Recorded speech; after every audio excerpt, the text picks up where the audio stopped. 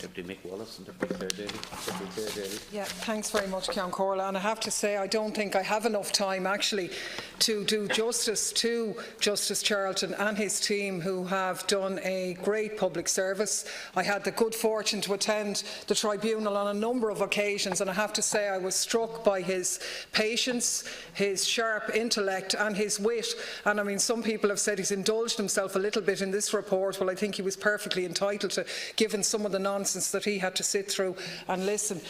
His report is a searing indictment of a number of state institutions, namely on Garda Síochána and Tusla, of the media, where he has castigated a whole number of journalists as frustrating the work of the tribunal, of frustrating the public will, of the PR companies, which he's characterised correctly as far as I'm concerned as a hideous development in Irish public life with the domination of spin. And while in some ways you could say that he's probably been a little bit polite with his language regarding some of the individuals who appeared before him, the implications are clear.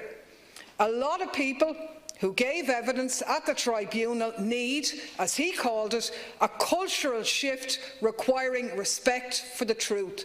In other words, he was told a whopping amount of lies. And in a tribunal which was established publicly to find the truth, I think he has laid bare a huge amount, and I think it is a real education for the Irish people in that regard. First up, and most importantly, is the total vindication that he has given to Maurice McCabe, and this cannot be understated. A fine policeman, a man of integrity, repulsively denigrated. And the best thing about how he handled Maurice McCabe is that there's no ifs, there's no buts. And this was absolutely crucial for Maurice and his family, for his wife Lorraine, for his father, the two rocks who stood behind him on this very difficult road. Because I'm delighted that everybody's patting Maurice on the back now and that he's the people's hero. But you know what? It wasn't always so. Justice Charleton pinpointed out the facts do not amount to an exoneration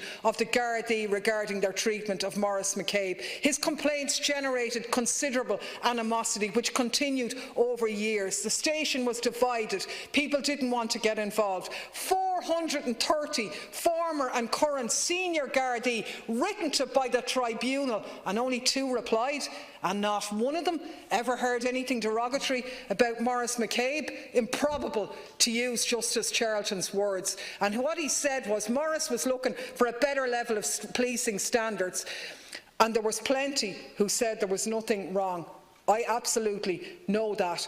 Arguing was a long and lonely place in the early years, and while the terms of reference concentrated on particular aspects, it was never supposed to be a definitive account of policing in Ireland. In many ways, if you like, Justice Charleton picked up at the PAC, which was the culmination in some ways of the first round, not the start of this issue, but came on the back of about 2 years of raising works in here. I do think he dealt with the issues very well, and we don't have the time to go through all of them. But firstly, in terms of Francis Fitzgerald, and I know the Taoiseach tweeting that we should apologise to Francis Fitzgerald. Now, first of all, I would say that neither myself nor Deputy Wallace joined the baying hyenas here this time last year who were looking for the head of Francis Fitzgerald. We made many points over the years about her handling injustice, but actually not about people coming up in 2017 supposedly criticising Francis Fitzgerald for a knowledge she had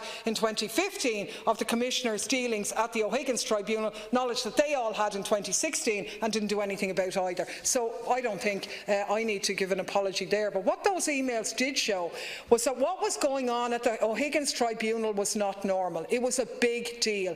Emails, calls, frantic efforts to contact the Commissioner. And while Charleton didn't find Noreen O'Sullivan relied on false sex abuse allegations to discredit Maurice at O'Higgins, we never said that she did or believed that she did. But what was being said and what was shown, that evidence was produced at O'Higgins to question his motivation, with the words of Colin Smith and critically the letter of May the 10th and the complaint against Clancy. And while Charleton said that the letter went off the rails, it was strange, he put it down to a mistake.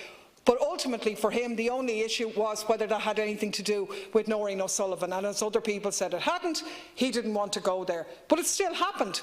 And for me, it's quite convenient to put it down to a mistake. What would have happened if he hadn't had the tape there? So when people talk about poor Noreen O'Sullivan, can I say on the record, I know the Taoiseach saying that people who precipitated her early demise, well, we've been long on the record as saying that Noreen O'Sullivan didn't go quick enough, and that's not personal. She should never have been appointed in the first place. But did you hear of Templemore? Did you hear anything about false breath tests, about the treatment of other whistleblowers or any of that good stuff? Because that was all going on in the background as well. And while Charleton very accurately said that she had no hand, act or part to play in the campaign of Martin Callanan and Dave Taylor, that's not the same as saying that she'd no case to answer. In fact, he didn't accept her evidence in relation to the lack of engagement with her legal counsel or with her dealings with Noel Waters. She didn't accept his evidence either. In fact, he went on to say many things contrary to her evidence, that her evidence was disappointing and so on. In other words, and he talked about it being improbable, that she knew and couldn't but have known about what was being said about Maurice McCabe, and in essence did nothing in that regard. The report accurately condemns Martin Callanan and Dave Taylor, but that has been well aired. But they weren't the only ones. A whole number of retired Gardaí were absolutely criticised as being inappropriate and extraordinary in their behaviour. Assistant Commissioner Kenny, Superintendent McGinn, Chief Superintendent Sheridan. But what about serving members? Superintendent O'Reilly, promoted since the Tribunal started. But Charleton is quite critical. His decision to introduce Paul Williams to the D family caused further and completely unjustified pain. What's going to be done to him?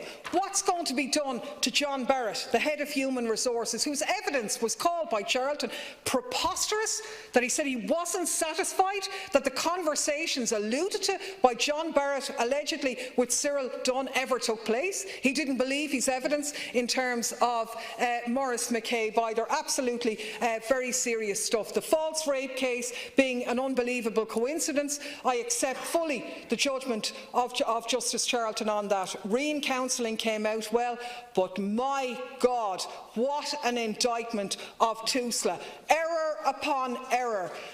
Complete misinformation, filing cabinets being randomly selected. He said it wasn't a coincidence that they opened his file. They filleted a file that went to the historic sex abuse team and then replaced the file when it came back together. Points that we don't have time to deal with. Justice Charleton said he had a dreadful struggle to uncover the truth. I think he uncovered an incredible amount of it, and by him saying that it's a cultural problem, an attitude problem, and that reform of Garda Síochána just coming up with new structures are not going to deal with it, and I agree with him on that.